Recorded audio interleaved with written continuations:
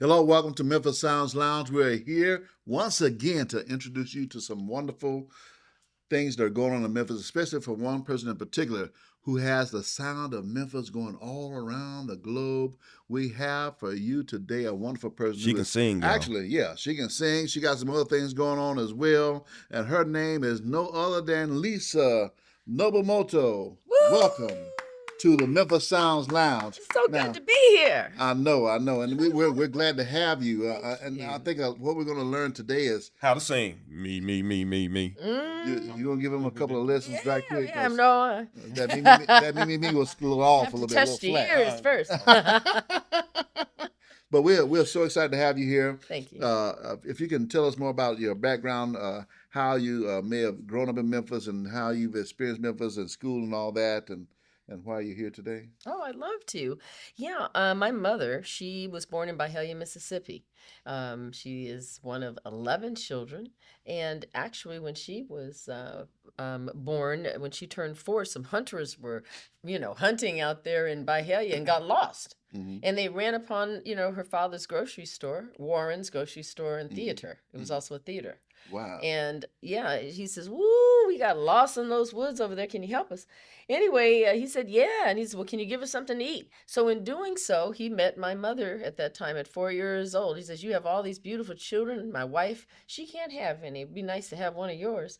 And it actually happened. Mm. So my mother actually ended up going to Memphis and living with that family after getting to know them and after visits and what have you. And it turned out that she would be raised in Memphis, going to St. Augustine, Okay. graduating from Wilberforce, and then Yes. going to LA Mm-hmm. and going to USC to get her master's, Yes. becoming a school teacher. Because as you know, at that time, that's what you could do in Memphis. You could be a elevator operator or a school teacher. Right. Okay, Mm-hmm. okay. Let me get this right. Forgive me for interrupting. Please interrupt. Some people walked up on your grandparents' place, Yes. which was a movie theater and a grocery Grocery store. store. Mm-hmm. They had kids, a bunch of kids. Mm-hmm. Somebody said, "Ooh, I wish I had some kids." Yeah. Because my wife And can't have so any. Yes. they put one in the bag and went home with one of them. Is that what you're basically, saying? basically, it took a year or two, but that's exactly what happened. And they got to know each other. They found out that the ones in Memphis owned Larkin's Grocery in Binghamton, it's another grocery store. So they both one owned Warren's Grocery Store and Theater out in Byhalia, Mississippi, on Old Hernando Road, and the farm. There was quite a large farm out there. And then the other one, they owned had a business on Lipford and Broad Street in Memphis, Tennessee, Hmm. which was a grocery store. So my grandmother actually told her, said, "No, you can't adopt my daughter. You just can't." She said, "I can't let her go, but you can raise her. I'll let this one go." She says, "But can't you pick another one?" And they said, "No, we want this one."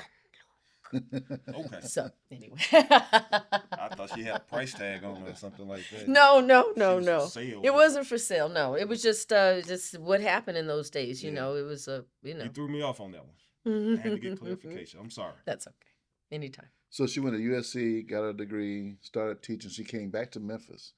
No, actually, after she went through some changes before she got to Los Angeles. Her first real job after she went to Wilberforce when she was 16. She was very intelligent, and she was part of that program that St. Augustine's had. The Catholic Yes. Church when they opened.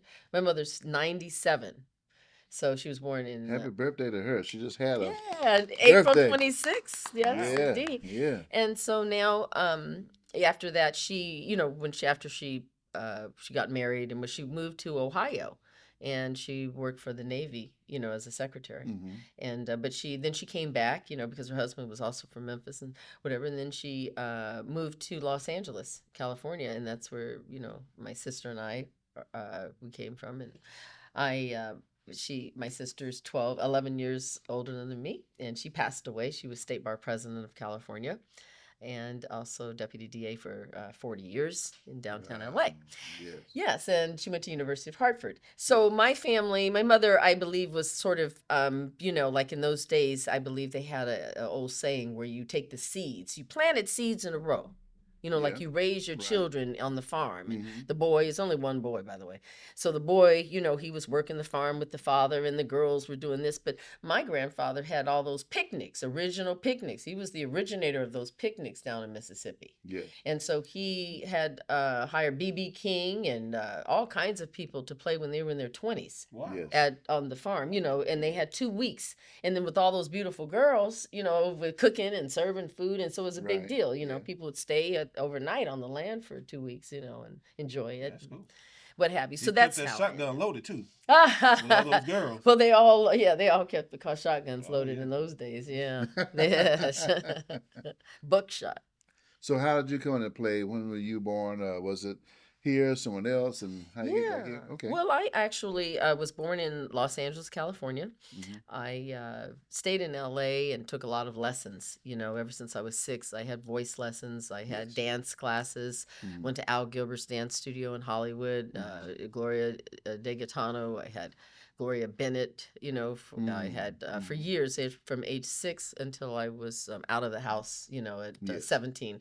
I was just engulfed in lessons. I never had a chance to really go to houses and play and like other Right. kids because I had my mother picked me up after school and I was in lessons until 10 o'clock at night. Yes. But I don't think my mother didn't give me these lessons because she wanted me to be a singer and entertainer. She did it Okay. because she thought that would make me a well-rounded Real person. rounded person. Yes. Right, right. But instead, it put me into this business and I thrust into that, you know. Do you Well, play any me and Trey instruments? became well rounded by eating.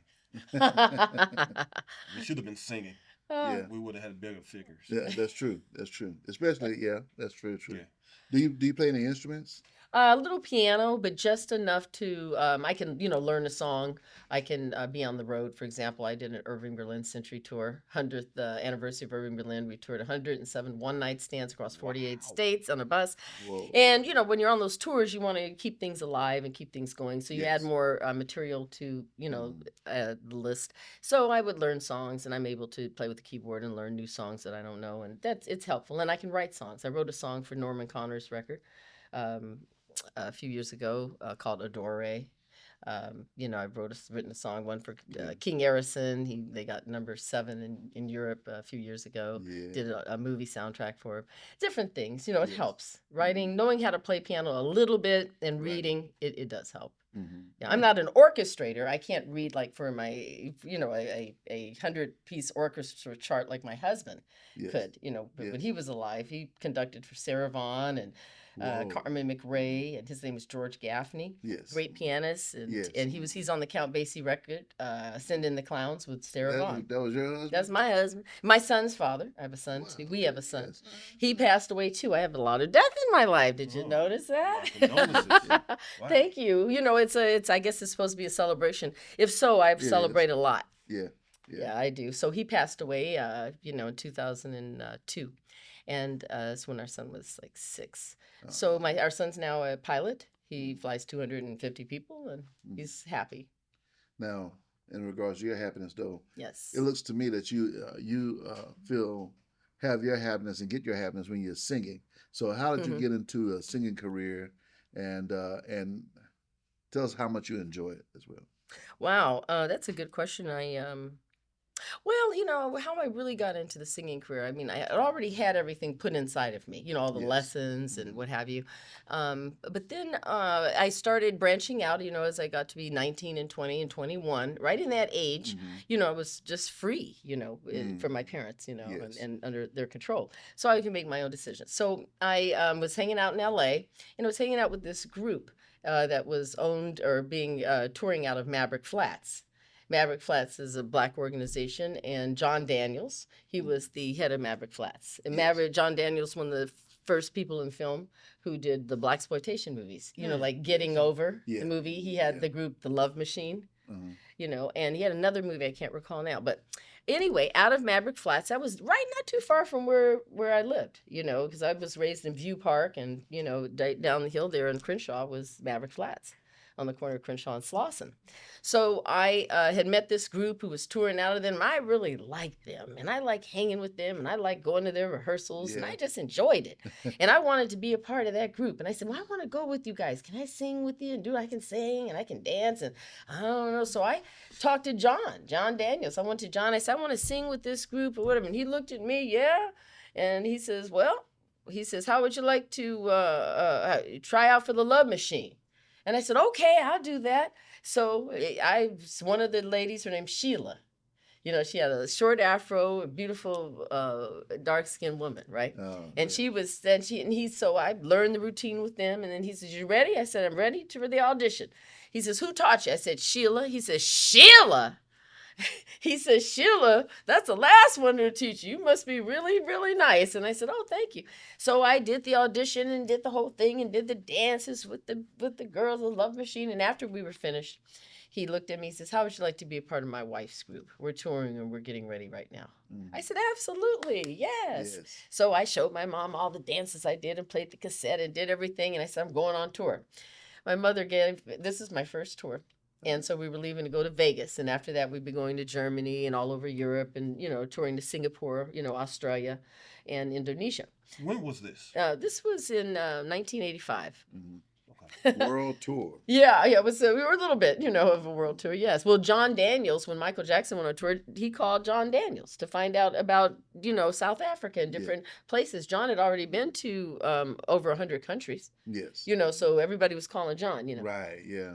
Yeah, but I told my mother, so my mother, being where I'm from, and, she was very worried about me going on tour with some band, right? Touring and leaving the country.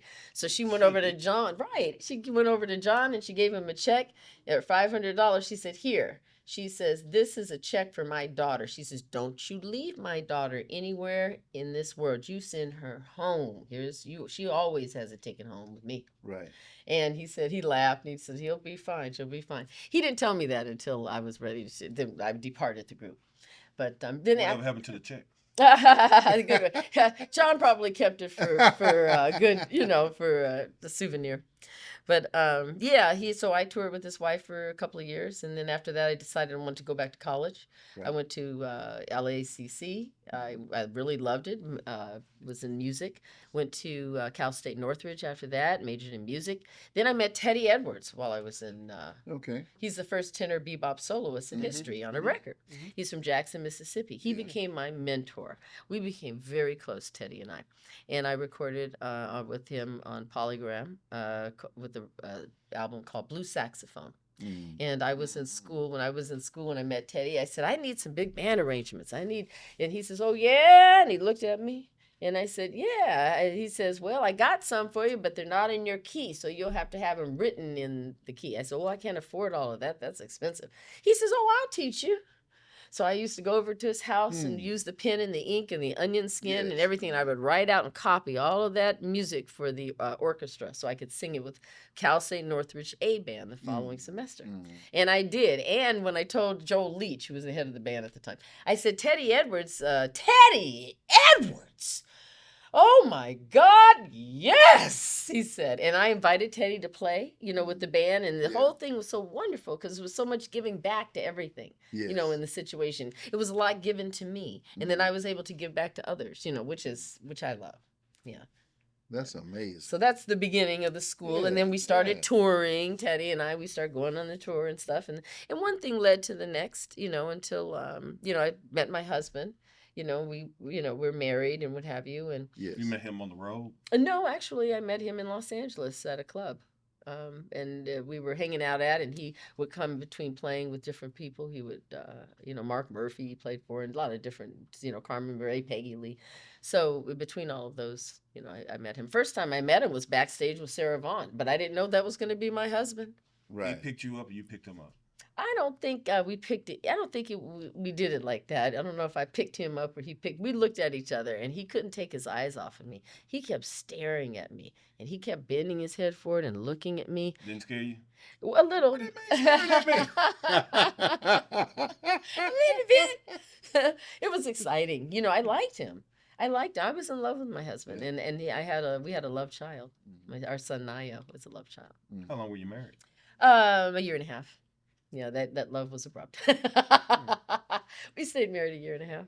Yeah, we did, and then he passed away. He had a stroke, and he passed away. So yeah, life goes on. Wow. Yes. Yeah, as Yes. Teddy Edwards wrote one song for me. It's called "Life Goes On." Mm-hmm.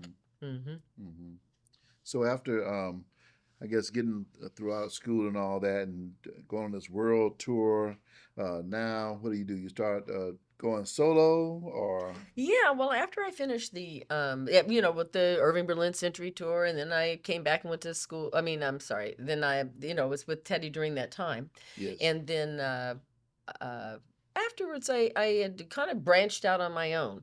Teddy and I had been working together and doing stuff for about 5 or 6 years or so. And so then he took me to Paris with him. We went and we, toured out there, went to England, toured all over England. yes, And we did a lot of different things. He was very instrumental in my arrangements, for example. So I had to have my own book. In yes, music, I mean, uh-huh, in the music land, you a singer especially can't make it unless she has her own repertoire and her own book. yes, And believe you me, musicians make you cost to be the boss on that one. right, So when you get them, they're yours. So I have, like, for example, Teddy Edwards wrote me this arrangement. It's I guess a 5-piece arrangement on Satin Doll. yes, See, it says tenor saxophone here. So that's the yes, tenor part. yes. So this is in his this is his copying work, Wow, and yeah. his how, and this is the Uh-huh, old, pen and ink with the right, cartridge yes, pen, and yeah, that's his work. So this is very valuable. Whereas, like, my husband, he wrote this arrangement of Where Do You Start? This one. And that's his copying work. I'm yeah. looking I at can this like tell, I yeah, could really read. Yeah, this. this I is a can, little, yeah, yeah, it's a little bit, yes, it's a beautiful song that we loved, and that's, so all of them are different. If you have, Do Right, that's a Peggy Lee tune. My husband wrote yes. it. So all of these arrangements, you have to get those arrangements together so you can have a repertoire Can of we songs. hear all this on YouTube?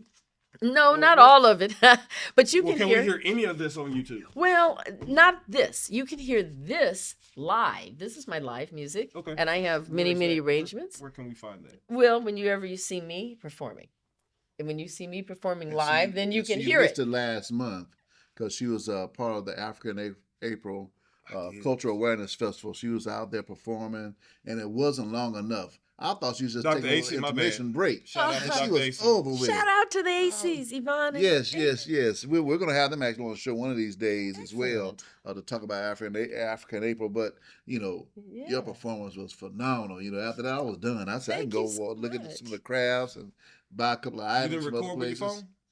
I did. I do have some recordings. Yeah, Okay. I'll share with you. Thank you. Oh, good. Okay. But yes. At a cost, right? You Oh can- yeah, I'm gonna charge you for it. I'm gonna charge you for it. Yeah. I'm gonna charge you for it, and I'm gonna give her a stipend from. I understand. I understand. I have some coupons in the car. So, Yeah. you have your foundation though as well. Can you tell us about the foundation? Yeah. I have its foundation. It's called it's called the Jazz Master Series. So I think I have the picture there somewhere. Here it is. It's this is the Jazz Master Series, and it is .org, the Jazz Master Series.org, masters with an S. Yes. It is to honor, educate, and preserve the history and music of jazz masters in Memphis and Yes. beyond. Yes. And that is what my calling is. I guess I could have been a dentist or which wouldn't have been so bad. I would have made good money, or orthodontist actually. Mhm. But anyway, Yeah. or anything I have chosen. I to do, believe but- that too. But yeah, but I wanted to go into jazz. I really like the music. I really appreciate the art form. I believe it's something that we should keep alive. It's America's original music. And when people, and it's a music that has a lot of roots in Memphis, Tennessee. Yes. And I really want to expound on that a little bit, because when you Yes. drive over into Memphis, it says the volunteer state. And this organization is a volunteer organization. When you drive into Mississippi, it says this is a music state. This is where America's music Yes. was founded. It doesn't say that when you drive into Memphis, it says volunteer state. Yes. So it's a little different. Now, I'm both. Mhm. I'm the volunteer, because so far I haven't gotten paid anything for the nonprofit, yet. but hopefully one day it'll all build up into that. But the music's so important, and I feel that we should jump on this and to make it a part. I have talked to prior to him being Mayor Paul Young. We have spoken, and I have showed him my ideas as far as bringing Memphis into more of a jazz community and Yes. bringing out the jazz portion of Memphis, not eliminating anything. Don't want to Right. keep the blues. Yes. You know, want to keep the R&B. Can't take it away anyway, Yes, because I mean, yes. it's just too much a part of us. Right, But don't very let the jazz go by just because you just don't think it's very interesting to a lot of people, and it's very educational because you use jazz music and classical music to play these other musics usually. Very true. Some people don't, and that's okay too. But anyway, so from this Jazz Masters series organization, nonprofit, I formulated the band called the Lisa Nobomoto Jazz Masters Orchestra. Yeah. And so that, in essence, with that came out a CD of all of Memphis's Hey. top musicians. This There's is it. yeah, that's David Lynch. By the way, I'd like to say David Lynch did this artwork. David Lynch is a famous artist in Memphis. Please check him out. We're going to be having a CD release party coming up at the latter part of the summer and this year. And we're going to have David Lynch's artwork and a lot of other artists' artwork. The orchestra, the 20-piece Jazz Masters Orchestra, is going to be performing. I'll be performing. We're going to have hosts. We'll have gift bags and things to give away. Everything is going to be really beautiful. And we plan to be there too. Yeah, especially if it's a giveaway, I'll be there. Yes, indeed. And so this is a tribute to jazz singer Nancy Wilson. So we have featured the 11 songs in this CD, and it's really wonderful. If you're voting for the Grammys, vote for this CD. Please. Yes. And she just released this actually this year. So Yes. This is a phenomenal piece for you to have. Now, where can this be purchased? You can get that on Apple Music, Amazon, Spotify, iCloud, YouTube, any platform that's digital. It's released on The Orchard Music, which is owned by Sony. Anybody who wants a agency to get a deal with this Sony Music distribution, just call me 310-437-9115. All right. Work it out. Well, it's just that they do distribution only, and my this CD is distributed through Sony. This is actually through the Jazz Master Series. So any money that is donated, this is given to the Jazz Master Series Yes. nonprofit Yes. for yes. this CD. It's great. And it's phenomenal because meeting you is amazing. Of course, give a shout out to Steve. Steve, want to make sure, hey, go interview my cousin, man. So. And yeah, so we were excited about all of that. But not only that, but when she performs, it's not one of those. That's my standing there holding my She's sitting here with a lot of energy right now. She's everywhere. But a lot her of fun. band is phenomenal. They're top notch all the way, and she is as well. A great performance. I'm looking for to see a full concert with all that, and be there for as well for this release date. I wanted to say the CD here is so good. This is this artwork is all David Lynch's caricatures. The real people, are on the inside, but this is Eric Reed, and he is one of the stars of the CD. He stepped into Donald Brown's shoes at University of Tennessee, Knoxville. Mm-hmm. And so I've known him since he was in his 20s in L.A. Wow. So when I heard he was there, I said, let me call him to do the piano playing, since he's in Tennessee now. Yes. And then we have Ollie Liddell here, and we have Sylvester Sample and Ben Walsh on the basses. I had to get Nedra Wheeler, who also plays bass, upright. These are upright players. Mm-hmm. We have Jim Pettit. Jim Pettit owns the Memphis Drum Shop. He's my drummer. Oh, okay. Yeah, Wow. and so that's a real, plus. I'm really happy about that. There's here is Jack Cooper. Jack Cooper, it was my conductor for this orchestra, and he is the head of jazz at University of Memphis. Yes.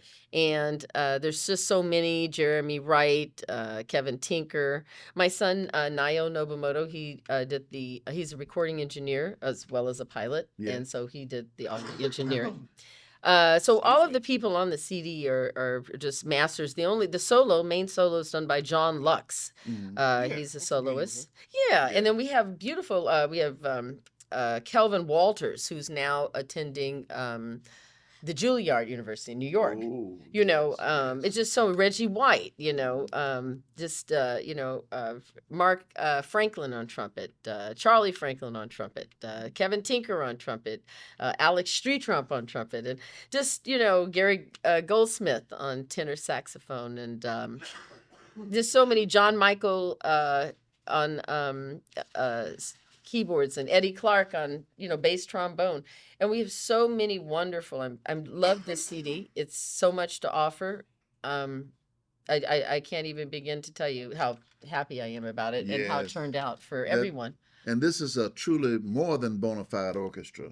It's bona fide. Yeah, no, we performed. We did a tribute to Dinah Ross. Touch Me in the Morning album only was sold out at Crosstown Arts. And so I have a different thing where I put the audience inside of the instruments inside of the audience where they can all experience. So it's an interactive presentation. So people know what it feels like and how all of these different instruments come together to bring, their show. Yes. Bring them the show. Yes, yes. Yes. Well, it's phenomenal, though. I'm excited about this. We're going to make sure that as many people know about you, Lisa, and your band and your foundation. Everybody, you'll be able to get the information in the comments below. But also, if anybody want to get in touch with you or see anything online, where should they go online? Yes, the Jazz Masters with an S series.org.